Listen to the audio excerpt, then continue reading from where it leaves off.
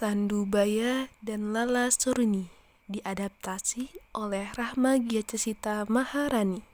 Di sebuah desa kecil di kaki Gunung Rinjani, hiduplah sepasang suami istri muda bernama Sandubaya dan Lala Suruni.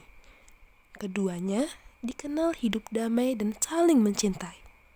Namun, kecantikan Lala Suruni yang bagaikan bulan purnama membuatnya menjadi perbincangan di seluruh desa.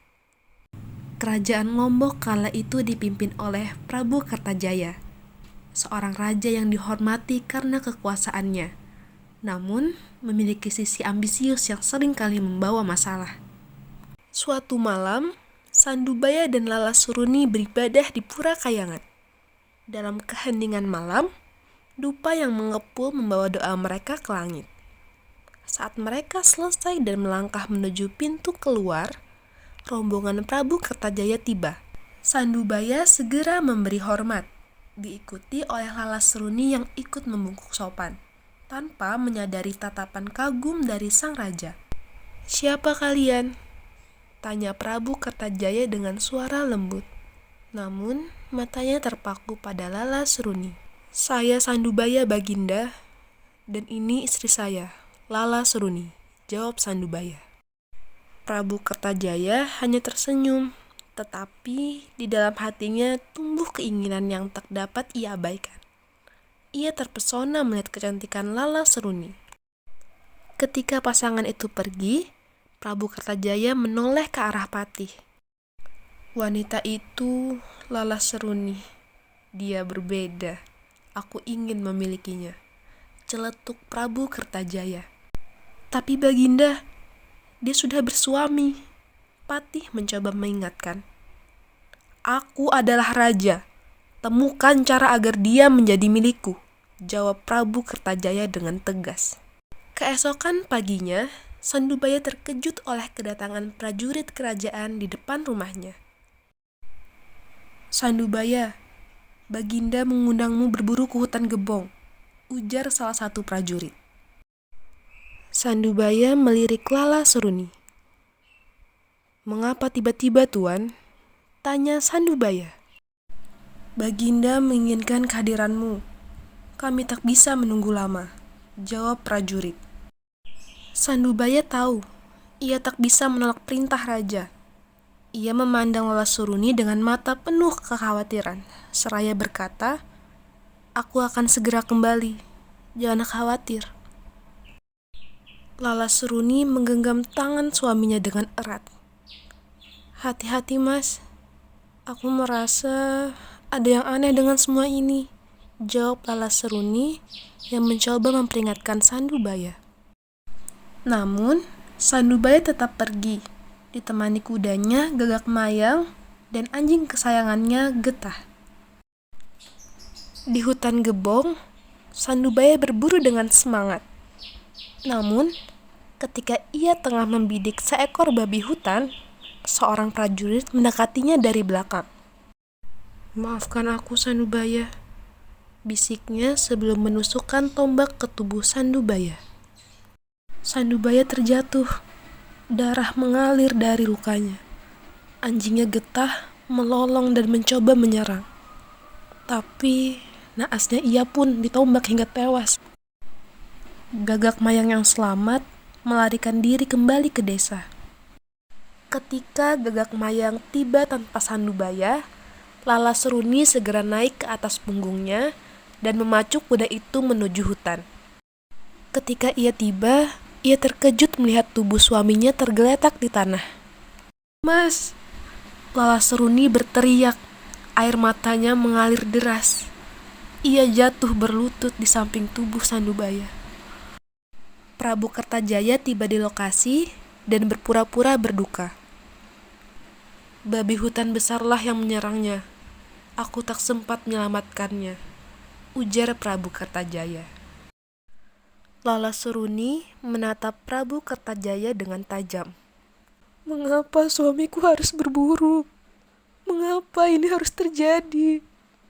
tanyanya dengan suara bergetar. Namun, ia tahu tidak ada gunanya bertanya lebih jauh.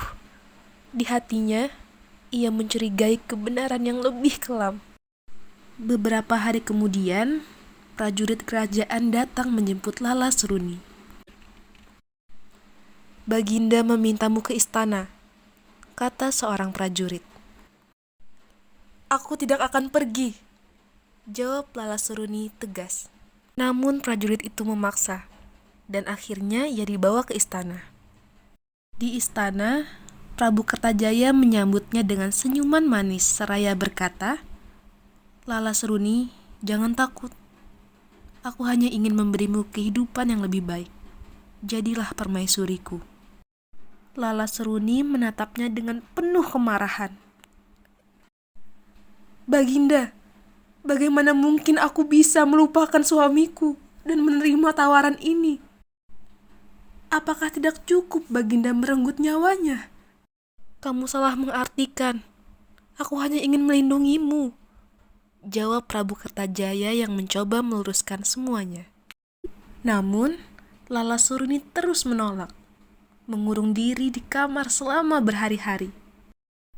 Setelah beberapa waktu, Lala Seruni akhirnya berkata, "Baiklah Baginda, aku akan menerima lamaran Baginda. Tetapi aku memiliki satu permintaan. Bawa aku ke pantai Manangabaris. Aku ingin mandi di sana sebelum pernikahan." Prabu Kertajaya setuju tanpa berpikir panjang. Di pantai, Lala Seruni berdiri di atas pasir, dikelilingi oleh prajurit. Ia berbalik menatap mereka dengan penuh keberanian. "Baginda, dengarkan rakyat Anda. Semua tahu apa yang terjadi pada Sandubaya. Apakah ini disebut keadilan?" katanya dengan lantang. "Kerajaan ini butuh seorang pemimpin yang adil, bukan yang memaksakan kehendak. Kalian semua tahu apa yang terjadi pada suamiku. Apakah ini pantas dilakukan oleh seorang raja?" imbuhnya. Prajurit saling bertukar pandang. Sementara suara bisik-bisik mulai terdengar. "Cukup," bentak Prabu Kertajaya. Tapi suara Lala Seruni lebih keras. "Raja yang baik adalah yang melindungi rakyatnya, bukan yang merenggut kebahagiaan mereka," bantah Lala Seruni. Pada saat itu, kakak Sandubaya, Demung Brangbatun, tiba bersama pasukannya. "Hei Kertajaya, kau telah kehilangan kepercayaan rakyat. Serahkan tahta atau kami yang merebutnya," ucap Demung Brangbantun. Melihat rakyat mulai mendukung Demung Brangbantun, Prabu Kertajaya akhirnya mengakui kekalahannya. "Aku menyerah. Aku akan meninggalkan istana dan menebus kesalahanku dengan bertapa," ujarnya. Akhirnya, tahta diserahkan kepada Prabu Rangkasari, yang dikenal dengan bijaksana. Lala Seruni kembali ke desanya dan menjalani kehidupan dengan sederhana. Lala Seruni dikenang dan dihormati sebagai perempuan yang berani melawan ketidakadilan.